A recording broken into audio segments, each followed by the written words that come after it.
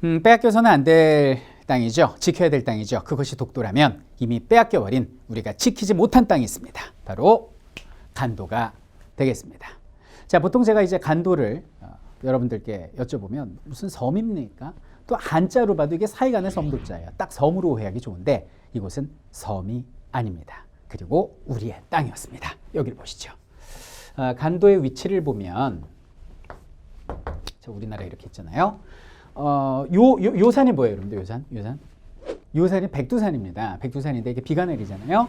그럼 이렇게 강물이 흘러서 서해안으로 흘러나갑니다. 요 강을 뭐라고 부르냐면 압록강이라고 부릅니다. 그 백두산에 막 비가 내려요. 비가 내려서 이렇게 흘러가지고 동해안으로 흘러가는 요 강이 바로 두만강이 됩니다.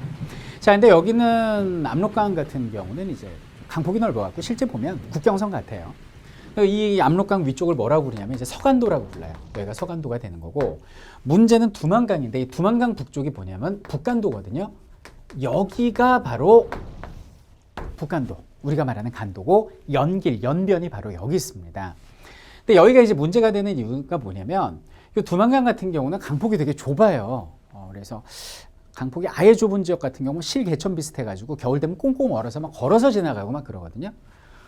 세종대왕님 때, 여러분들 고려 말에 우리나라 국경선이 여기까지였어요. 고려 말 공민왕 때 여기까지 국경선 끊었고, 세종대왕님이 여기 살던 여진족을 몰아내고 오늘날 압록강, 두만강 라인을 만드셨어요.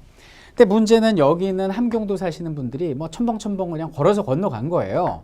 그래서 여기는 북간도 지역에서 열매도 따먹고 농사도 짓고 우리 땅처럼 막 사신 거예요.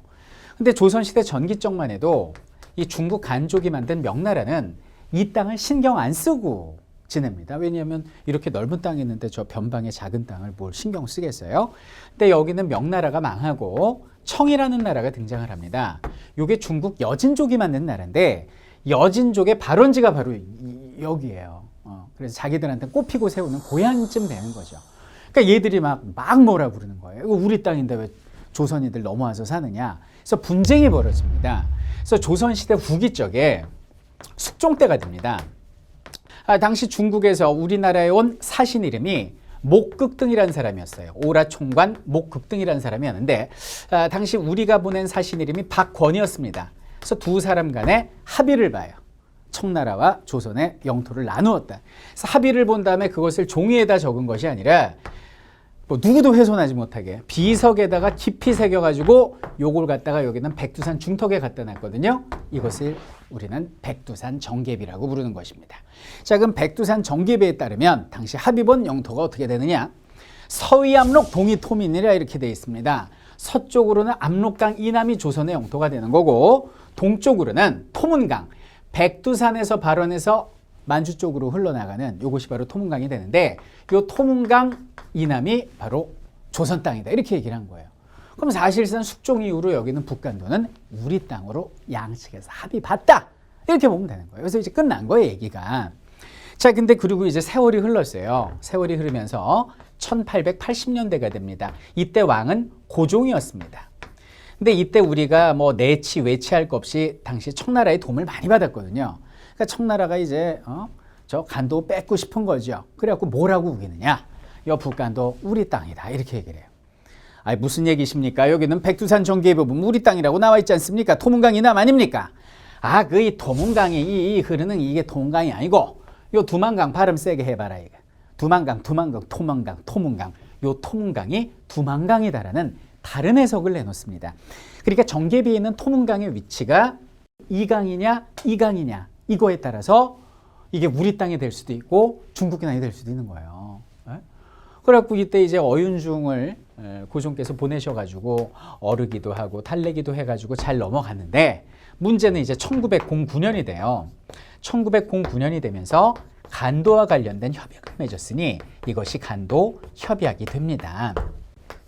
자, 간도 협약은 당시 청나라와 일본 간에 맺은 협약이 되는데요. 아니 우리나라 땅 간도와 관련된 협약인데 왜 일본이 협상 테이블에 나갑니까? 그 이유는 바로 4년 전인 1905년에 있었던 을사늑약 때문이다.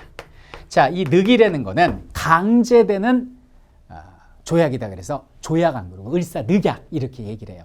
그러니까 조약, 늑약 다 괜찮아요. 괜찮은데 을사보호조약이란 말은 쓰면 안 됩니다. 그거는 일본 입장의 조약이 되니까 강제성을 나타내기 위해서는 늑약이란 표현도 바람직할 것 같습니다. 이 을사늑약 때 우리가 외교권을 빼앗긴 거예요. 그러니까 여기는 일본이 대신 나간 거죠. 그래가지고 청나라인데 만주철도 부설권과 푸순탄광 채굴권을 받는 대가로 여기는 일본은 정계비에 있는 토문강이 나는 두만강의 것 같다. 그러면서 여기는 청나라한테 간도를 팔아 넘긴 거죠. 그래서 그 순간 이 북간도는 중국 땅이 돼버리게 되는 거고요. 여기 살던 우리 조선인들은 중국의 소수민족 조선족으로 전락하게 된 겁니다.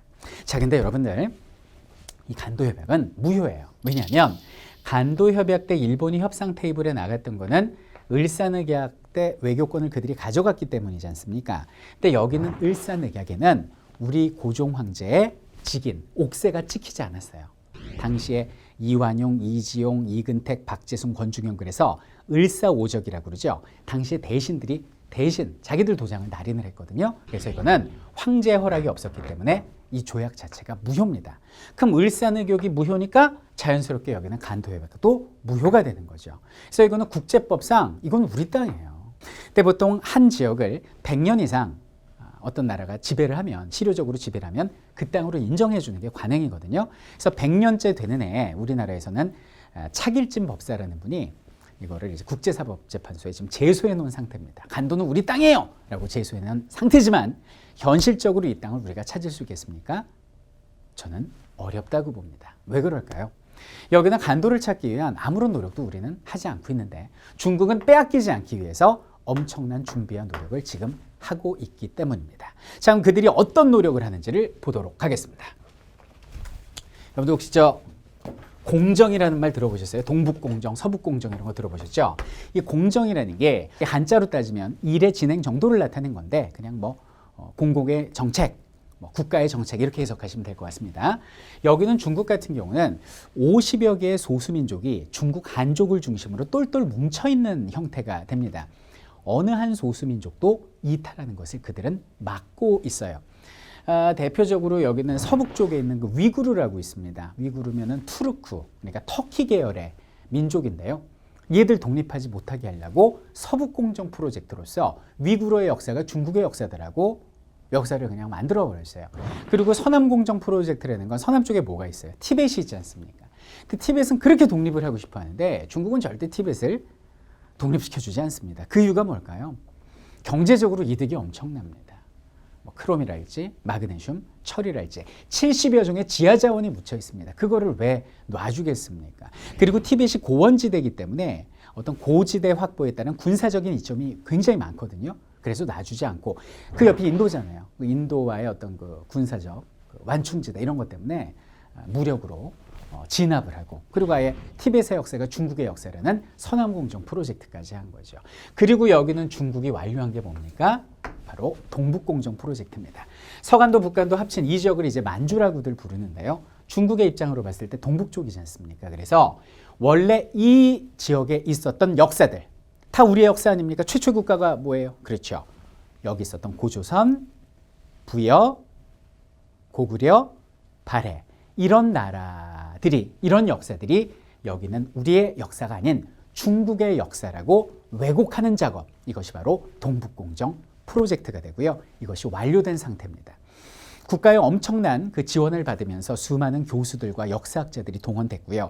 우리 역사학자분들도 거기에 맞섰지만은 이건 워낙 예산이랄지 말 그대로 여러 가지 그 규모에서 많이 밀려 있는 상태죠. 이렇게 역사적 명문까지 왜곡하는 이것이 중국의 동북공정 프로젝트입니다. 여러분들 일제가 우리나라를 지배하기 위해서 명분을 얻기 위해서 식민사관이라고 해서 우리의 역사를 왜곡했지 않습니까? 중국 뭐가 다릅니까? 전시 상황이 아니고 침략의 제국주의만 아니라는 거지 정치적 목적을 위해서 국가적 이익을 위해서 역사를 왜곡하는 것은 당시 일제 식민사관과 저는 다를 바가 없다고 생각합니다. 여러분들 무서운 중국의 행보를 볼까요? 여러분들 아리랑 아시죠? 아리랑이 누구의 무형문화유산입니까? 바로 우리의 민속교 아닙니까? 그런데 여기는 중국에서 이 조선족들이 아리랑을 부르잖아요. 그러니까 중국에서 자신들의 무형문화유산으로 등재를 해버린 거예요. 그게 이게 수순인데 유네스코의 무형문화유산으로 등재를 하려면 먼저 자국의 무형문화유산으로 등재가 먼저 돼야 됩니다. 그래갖고 등재를 해버렸어요. 그리고 유네스코에 신청을 하려고. 그래서 이제 우리가 뒤늦게 움직여가지고 다행히 지금 유네스코에는 아리랑이 우리나라의 유산으로 등재되어 있지만 중국이 이런 시도를 했다는 것 자체가 굉장히 충격적인 것이죠. 그뿐입니까? 여러분들 한글이 누구의 문자입니까? 우리의 문자잖아요.